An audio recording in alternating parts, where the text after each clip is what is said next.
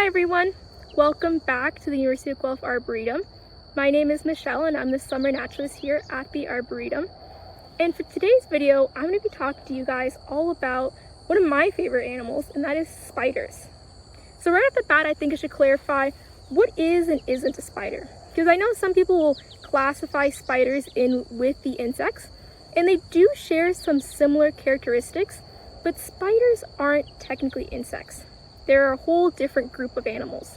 And to let me show that off, let's take a look at this little dragonfly, and we'll take a look at some of its characteristics and what makes it an insect, and we'll contrast that to a spider and some of the characteristics that make a spider a spider. So hopefully if I give it a more solid background, the camera will like to focus on it a bit more. But if we take a look at this little dragonfly, a few things we'll notice is that it has 3 body segments. So it has a head, a thorax, and an abdomen. We can also see that it has 3 pairs of legs. So in total, this dragonfly, and insects in general, will have 6 legs. We can also see that this dragonfly, as with all dragonflies, has wings. And that can be a tricky characteristic because at certain points in their life cycle, and depending on the insect, they might not all have wings. But in the case of dragonflies, this is an insect that does have wings. And if we were to take a super close look at this little guy's face, I know the camera isn't going to want to focus on a really up close shot of this dragonfly's face. But if we took a really close look at its face, we'd find 2 little antennae. And antennae are an awesome characteristic to look out for if you're trying to determine if an animal is an insect, because all insects have antennae. And antennae help the insect smell the world around it. In the case of this little dragonfly, because it has such big eyes and is able to gain such an awesome and whole view of the world, it doesn't rely on its antennae very heavily, so it just has really small ones. But if you think of a butterfly with those big, beautiful antennae, that's a really good example of an insect with that really noticeable characteristic. Now let's switch things over to the real star of today's show, and let's take a closer look at a spider to take a look at some of its characteristics and figure out why is it not an insect.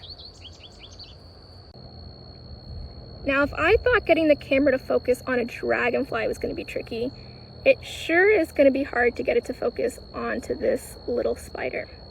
So with me I have a jumping spider, and while the camera might do a poor job of focusing on it, there are loads of pictures I can use to help show you what defines this as a spider. But if we start thinking, contrasting it to an insect, both spiders and insects have a lot of legs. The insects will have 6 legs, but the spiders actually have 8 legs. In some cases, spiders may lose legs. It's a tough world out there for these little guys. And you may find spiders with 7 or 6 legs doing just fine. And in some cases, they might regrow their legs. In other cases, they might just do fine with fewer numbers of legs. Insects, like I said earlier, will have those 3 body segments, the head, thorax, and abdomen. But spiders here only have 2 body segments. So if I were to show you a really close-up shot of this guy's body, the jumping spider just jumped off, you would have just 2 body segments. So in the case of spiders, the head and the thorax becomes 1 body segment called the cephalothorax, and then it has an abdomen. So those are the 2 body segments. If we think of other parts of the spider, for example, its eyes, spiders usually have 8 eyes. And it actually varies the number of eyes and how they're arranged and how they function. So looking at the eyes can actually tell you a bit more about that individual spider, maybe helping you identify it to its species or to a smaller grouping of spiders. But in some cases, the spider will have 8 eyes. That's the normal case. And sometimes it'll have fewer eyes. And those eyes can be arranged in different ways across its head. And different spiders will have different degrees of vision. So some spiders can see pretty well, and other spiders are blind and might have few to no eyes. So the eyes of a spider can vary a lot and tell you a bit about its species. So for example, spiders that maybe have poor vision, that might just be because they don't need to have really good vision. And that's often the case of web building spiders. Not every spider will build a web. And so in the case of spiders that don't build a web, they will hunt usually as ambush predators and will need really good eyesight to be able to track their prey. But if we continue to think of different parts of a spider, if we look down towards its face, it has mouth parts called chelicerae, and this is what the spider will use to hunt its prey. It also, around its face, will have pedipalps, and pedipalps almost look like antennae or like extra legs. It almost looks like all of a sudden the spider now has 10 instead of 8 legs. But the pedipalps will function to help the spider taste the world. And in some species, they may be more pronounced in the males, because some species, the males will use their pedipalps for mating. And so depending on the species of spider you're looking at, sometimes you'll see the pedipalps as really obvious, and sometimes it might not look very obvious at all. And if we think of the back of the spider down towards its abdomen, that's where you'll find its spinnerets. So all spiders will spin silk, regardless of how they use it. And so generally, spiders, even if they don't build a web, they will use the silk for producing egg cases so they can lay eggs. As young, they can use their silk, they can attach themselves to one part of, let's say, a tree branch, and they can help kind of float through the air using that silk. They'll help disperse them really into the environment. And in the case of many spiders, they will build webs to help catch their prey. So silk is a really amazing thing that spiders can produce. Some species of spiders will produce different types of silk. So some silk might be really strong, some will be flexible, some are sticky and some aren't. And so when you're looking at a spider web, in some cases that web is composed of a whole bunch of different types of silk strands, which is pretty cool. Let's take a closer look at spider webs, because in my opinion, they're one of the amazing things that make spiders really interesting for me. Spiders are all obligate carnivores, which means they have to hunt prey in order to survive. Spiders can't live off of eating fruits and veggies like other animals can. They have to catch prey and consume animals in order to be able to survive. And what's really interesting, in my opinion, is how different spiders go about doing this. So many spiders will build webs, and if we take a moment to think of what a web looks like, a lot of people would envision something that looks a lot like this. Now, even though this is sort of the classic design that many people think of when they think of a spider web, it's actually specific to certain types of spiders. So not all spiders that spin webs will make webs that look like this. This type of web is an orb web, and it belongs to an orb weaver spider. So if you can imagine an orb weaver making this web, certain strands on this web are going to be sticky, some won't be, and that's excellent because the spider is going to be hanging out somewhere on its web, patiently waiting for a bug to fly through and get caught in the sticky strands of its web. Now, like I mentioned earlier, spiders that hunt using their webs don't necessarily have to have really good vision, because in this scenario, let's say this spider's been hanging out over here, it didn't need to track or follow its prey, it's just sitting and waiting. And then when a bug happens to maybe get caught over on this side of the web, the strand should vibrate, and that is an alarm bell to the spider that dinner has arrived. So in no way did the spider really need to rely on a super good sense of sight in order to catch its prey. Now, other spiders will make webs called sheet webs, and these are horizontal strands of silk, oftentimes spun across vegetation. And it's a very similar idea. The spider's going to hang out on its web and wait for something to land on its web so it can go over and catch its prey.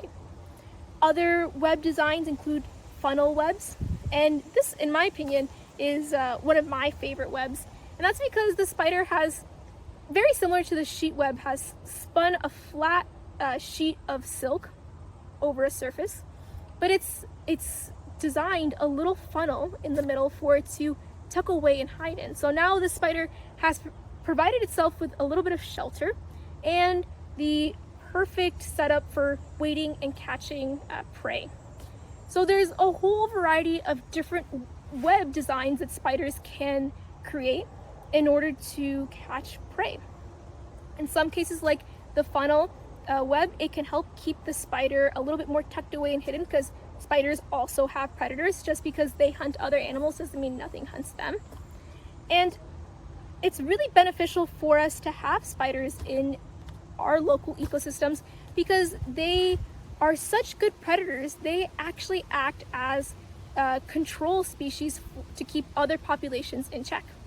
Especially from an agriculture point of view, spiders help consume a lot of agricultural pests, which means when you're eating dinner at home, you can thank all the spiders that worked really hard to keep some of the agriculture pests from maybe damaging harvests. So spiders are really interesting in how they catch their food and are really important because they are predators and help keep populations in check. Jumping spiders use their really good eyesight to track and catch their prey. On the sides of buildings is actually a really good place to look for jumping spiders. And if you happen to come across one, you can test its really good eyesight by using a laser pointer. You can think of this as playing a sort of cat and laser game, but now you're playing it with a spider. So if you point the laser close to the spider, it should use its really good eyesight to see the laser and be enticed to run over and try to catch it, just like this jumping spider is doing. Now, I think spiders have gotten somewhat of a raw deal in life. If we think back to the books we read growing up and the movies we watched, there's no shortage of stories where spiders are characterized as bad guys and villains. Oftentimes, they aren't described very nicely at all. And in some cases, that can leave us with a disinterest in learning more about them. Or in the worst case, it can leave us with a fear or mistrust of spiders. But in reality, spiders are incredible animals. They come in all these beautiful shapes and sizes. They have important roles and functions in ecosystems. I think if you start to get to know your neighborhood spiders, there's no way for you to not fall in love with them. So let me show you a few tips and tricks that you can use to get to know some of the spiders in your neighborhood a little bit better. One thing I would recommend getting is a field guide specific to your area. So the Arboretum produces and sells these awesome biodiversity booklets that can, in this case, they're about spiders, and it's an awesome tool to help you learn more about the spiders in your area. Since spiders are such a diverse group of animals, it can be tricky to learn all the spiders in any area.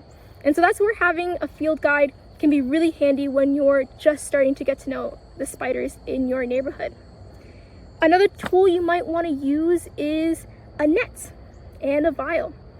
Oftentimes you can use your net to help you catch spiders, and you can use a vial to help you gain a better look at spiders, especially because they tend to move around so much. Having a vial that you can temporarily put them in can really help you get a better and closer look at them.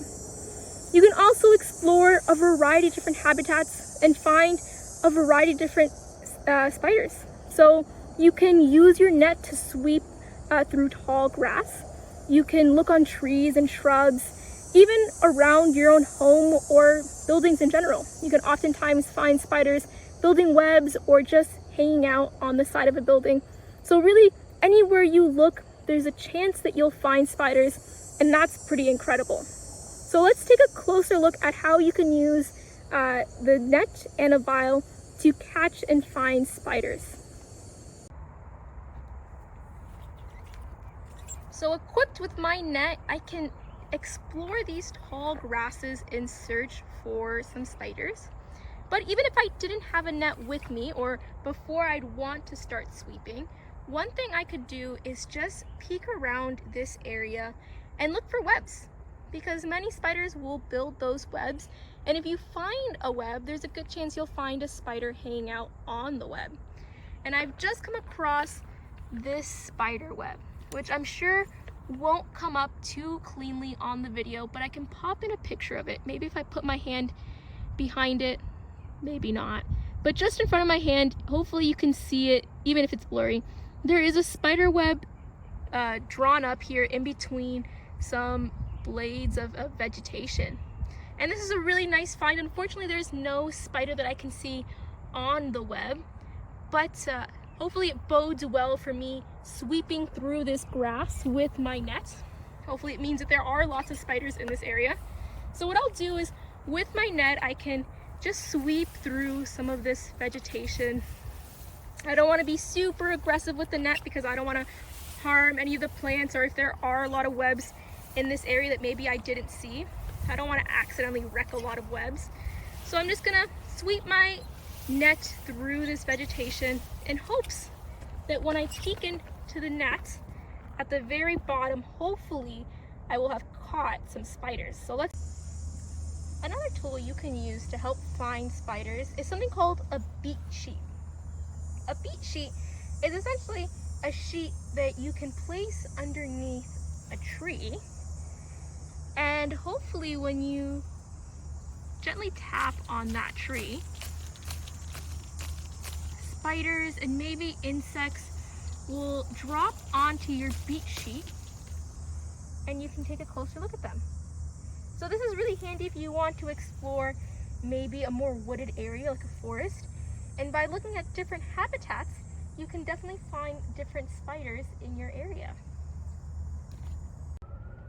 So it looks like sweeping through that tall grass was successful. Over here there is a small spider. Now what can I do with this newfound spider friend? Well, I can definitely enjoy looking at him in the nets, but if I want to get a closer look at him, I could definitely use a vial to put him in for a little bit so I can get a closer look at him. If you don't have a vial at home, you could use something like a peanut butter jar, or really any old jar that you're no longer using. And it makes an excellent spider friend holder that you can use to get a closer look at the spider. So what I'll do now is, using my vial, I will very gently coax the spider into the vial. Now the spider is going to be more scared of me than I should be of him because he's so much smaller than I am. But that's okay. I will take my time and be patient, and eventually I should get him in the vial. Now I can close the lid and I have our newfound spider friend in the vial. And now that I have him in the vial, I can take a really close look at all the features that make him a spider. So I can look at all of his many legs, his pedipalps. I can point out the cephalothorax in the abdomen, although I'm sure the camera doesn't want to focus on it too well. So I can take a look at all the many features that tell me that this is a spider. I could also spend some time trying to identify it by taking a look at some of its individual characteristics. And once I feel like I've had a good enough look at this newfound spider friend, what I can do is I can just open up the lid and release him back into nature. So I'll say goodbye to this spider friend for now. Alrighty, I hope now that you guys know a little bit more about spiders and where to find them and even how to catch them, that you guys will all feel really excited to go out and get to know your neighborhood spiders a little bit better. Be it a walk through a green space like the Arboretum, or even a walk around your own home, there's a good chance you'll find an amazing diversity of some pretty awesome spiders.